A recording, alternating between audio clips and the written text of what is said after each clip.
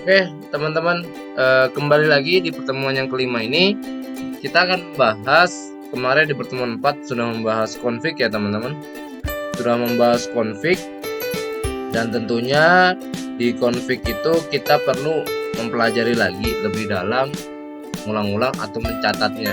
Jadi setidaknya kita sudah tahu fungsinya, misal enable untuk masuk ke sini loh. Nah, seperti itu teman-teman. Jadi kita harus tahu atau penempatannya terlebih dahulu supaya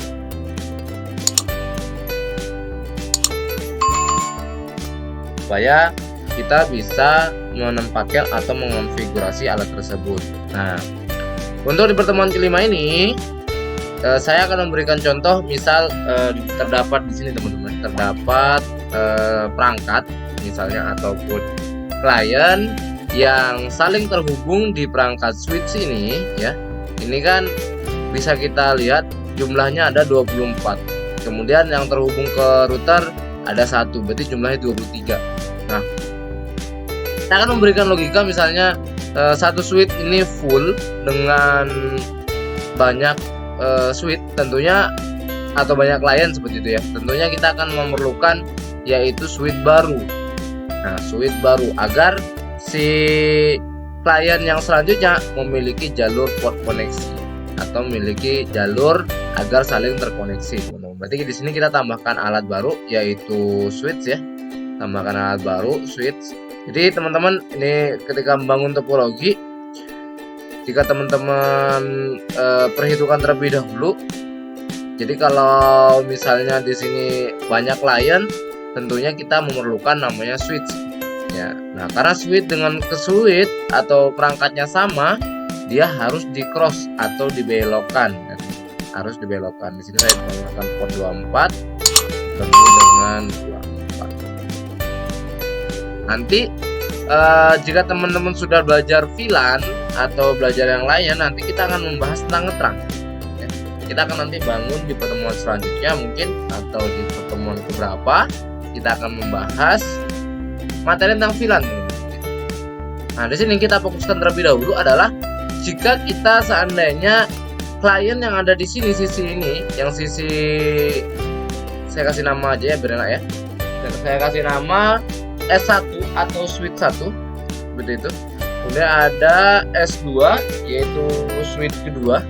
Nah, misal di sini switch yang ada di sebelah sini ini full. Ya, ini sudah full.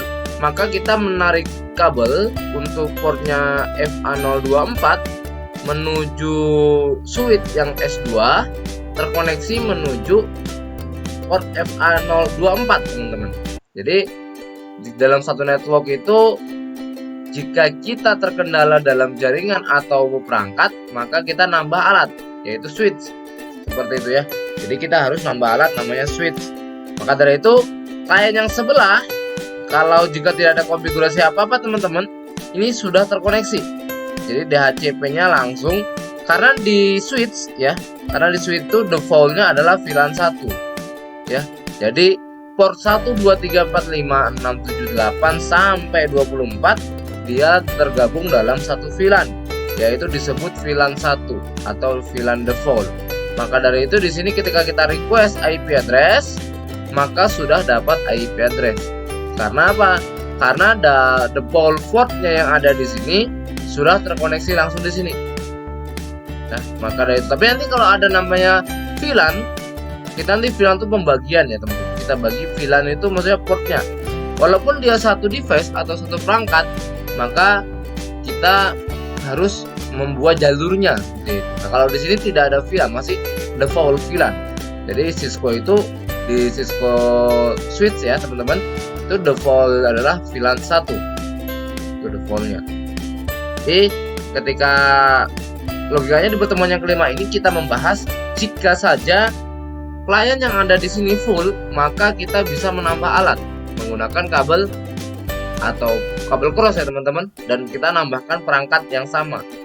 Ya seperti itu. Jadi ketika perangkatnya itu berbeda diluruskan, ketika perangkatnya sama itu dibengkokkan. Itu teman-teman. Jadi di pertemuan 5 ini kita membahas bagaimana menghubungkan antar switch, yaitu menggunakan kabel cross. Nah, Misal ada pertanyaan lagi, Pak, misal sudah penuh nih Pak, 24 atau 40 sudah penuh. Nah, berarti kita tambahkan lagi alat. Nah, itu switch lagi. Ya. Nah, tentunya switch ketemu switch kita harus gabungkan. Switch ketemu switch kita harus gabungkan. Nah, seperti ini. Ya, kita gabungkan teman-teman. Nah, nanti di switch yang ketiga sama. Karena dia masih default, dia sudah masih mendapat namanya VLAN atau mendapat IP. Ya, karena defaultnya adalah VLAN 1 teman-teman. Seperti itu. Jadi defaultnya adalah VLAN 1. Jadi di sini sudah mendapat IP address dari si router. Walaupun dia posisinya berada di switch yang ketiga atau lokasi S3. Teman-teman ya. Jadi seperti ini. Jadi dasarnya kita memberikan IP dari RDHCP atau router DHCP di broadcast ke ke S1, kemudian di broadcast dari S1 ada nggak jalurnya nih yang menuju S2. Nah, kemudian juga dicek, oh ada nggak jalur yang menuju S3 seperti itu, atau switch ketiga teman-teman ya. S3 switch ketiga. Nah, nanti di S3 ada kliennya mungkin kirim paket. Kalau kita mau lihat simulationnya, teman-teman bisa klik dengan pojok sebelah sini, kita bisa apply ya. Ini saya geser biar kelihatan jalannya paket.